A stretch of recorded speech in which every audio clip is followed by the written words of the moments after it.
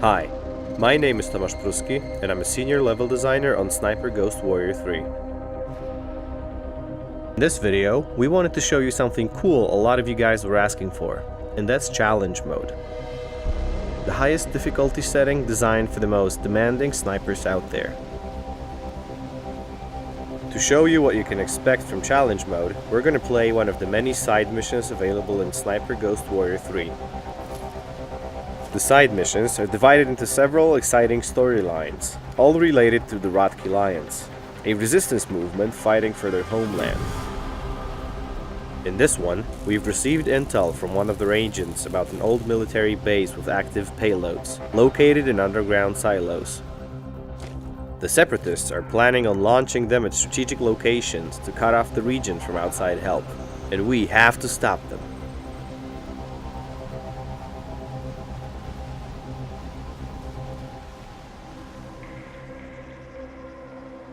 Due to the open world nature of the maps, we have to get to the mission area first.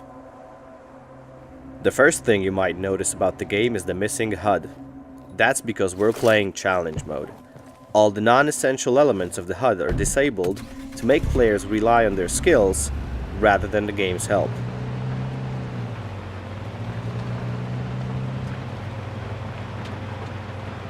The game settings will let you customize which HUD elements will be visible in the game.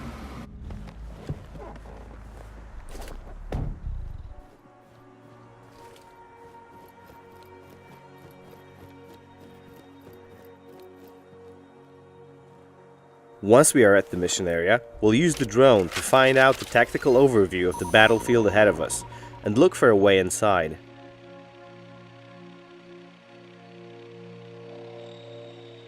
One of the most important aspects of planning our strategy will be enemy positions. But we're playing challenge mode, so it's not going to be that easy. The drone will tag our enemies, but when we call it back, the tags will disappear, so we'll have to remember their positions. When we know where the enemies are posted, we can secure our way inside with the sniper rifle. We can use the bipod to stabilize the weapon in prone position and have larger aiming angles. Before pulling the trigger, we'll adjust our instruments to line up a perfect shot. We zoom in on the enemy and check the distance. We'll set the scope elevation accordingly to compensate for bullet drop, use breath control, and take the shot. The red wind bar will tell us how far the bullet will be pulled to the side.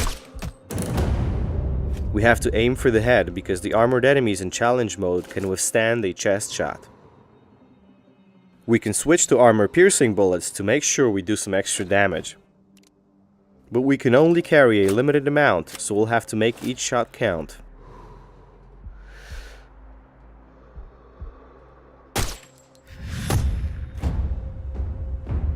That was actually our longest shot, so we'll get a notification and an experience point bonus.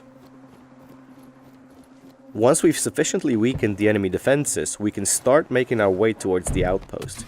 This one is fairly far away, so we'll jump in the car.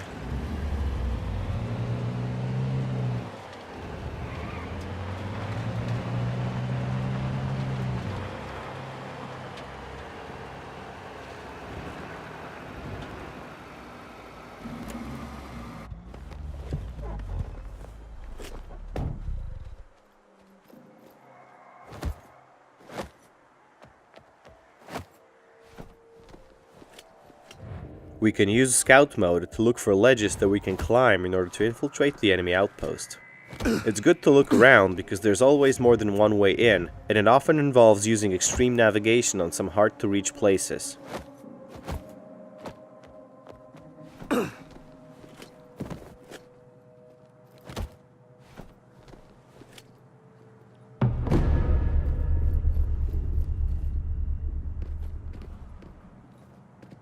I'm in the base, Frank.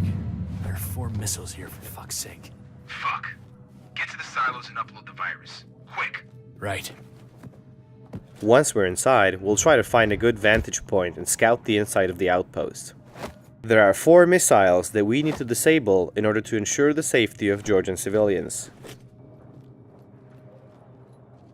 There's a sniper overlooking the base. They are extremely dangerous because they see everything that's going on inside the outpost, so we should always focus on taking them out first.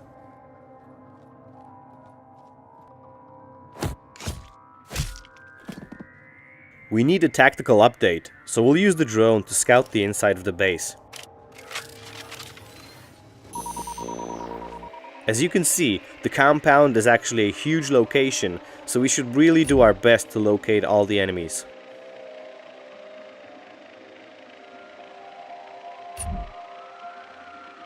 Once we're confident that we can remember their positions, we can either neutralize them or sneak past them.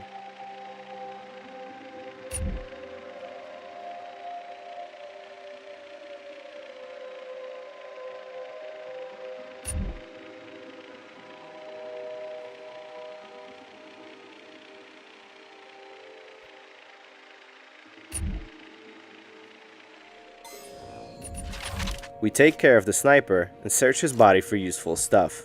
We can obtain trading goods and sometimes consumable objects like healing items or grenades. This time, we do want to take out a couple of key patrols, so we'll take aim, set the scope elevation to match the target's distance, use breath control, and take the shot.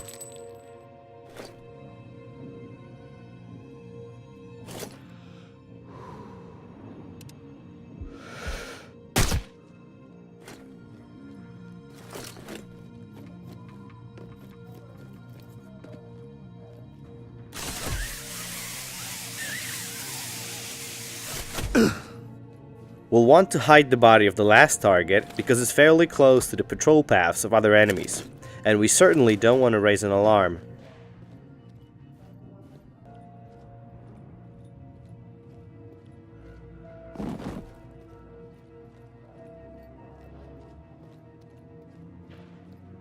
The missiles are underground, so we can enter through one of those shafts and start looking.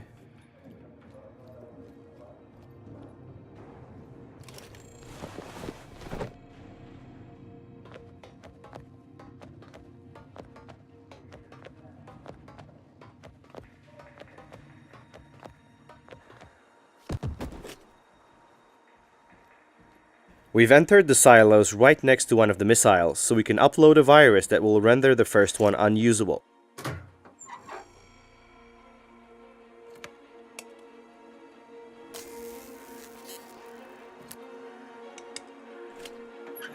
Uploading the virus. There's 3 more to go. We're indoors, so we'll have to be extra careful. Flying the drone will be risky because the chance of being discovered is very high, so we'll have to rely on our stealth.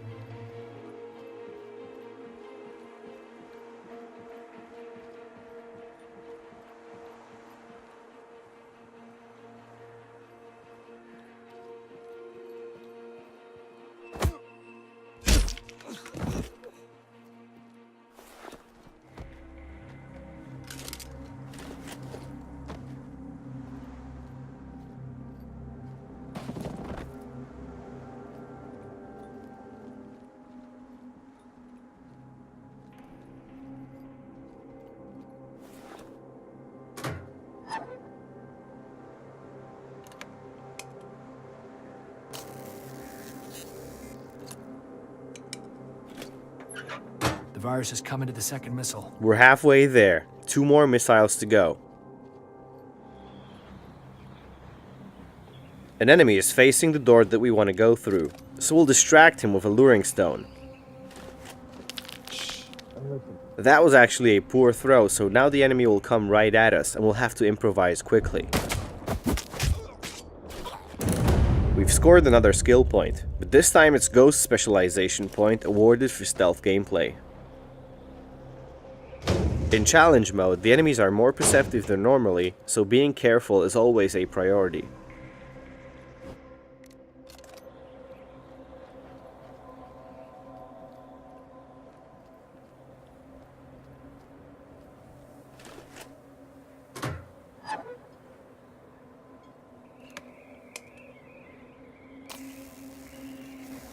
Working on the third one. Fuck, John. They started preparing to launch the last missile. We've got the third missile, but the mission parameters have changed. Start the process. The Separatists are launching the last operational missile, so now we have a limited time to get to the main control room and activate the self-destruct sequence. Because this is challenge mode, even though we're under time pressure, doesn't mean we can rush into the heart of the base carelessly.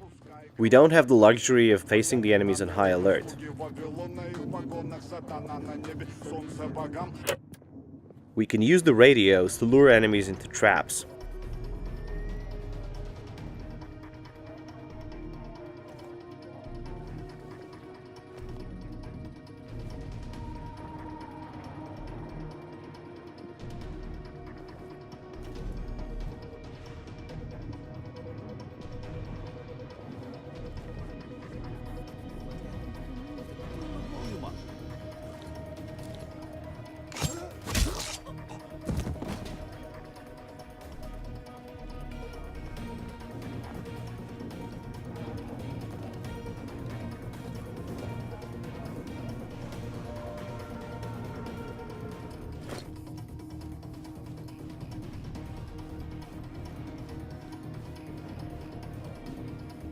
There's a heavily armored enemy patrolling the perimeter.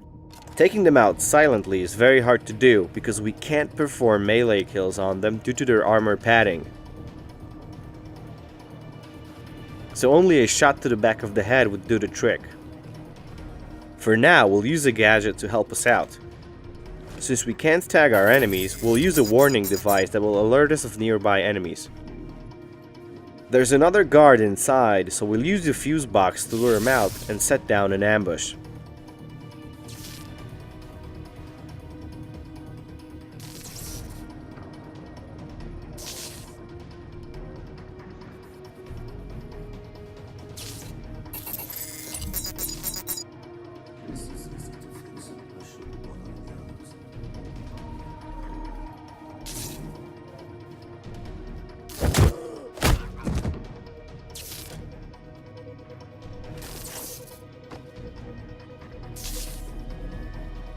Once he's out, we'll still have to hide his body to avoid detection.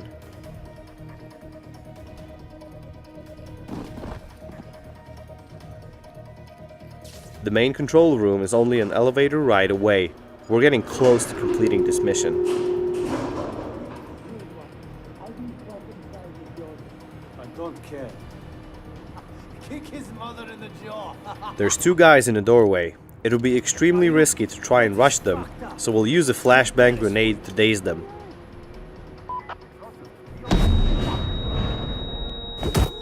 We can take them out quickly with a chain melee attack.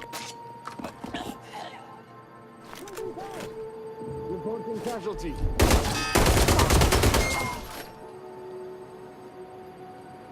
I'm in the command room. Fine. Find the main computer and start the process of self-destruction. Hurry up. Once we're in the clear, we activate the self-destruct sequence and hope that'll do the trick.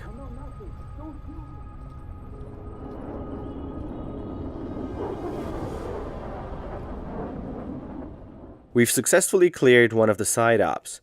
That was just one of many side operations that await you in the Georgian landscape of Sniper Ghost Warrior 3. Thanks for watching.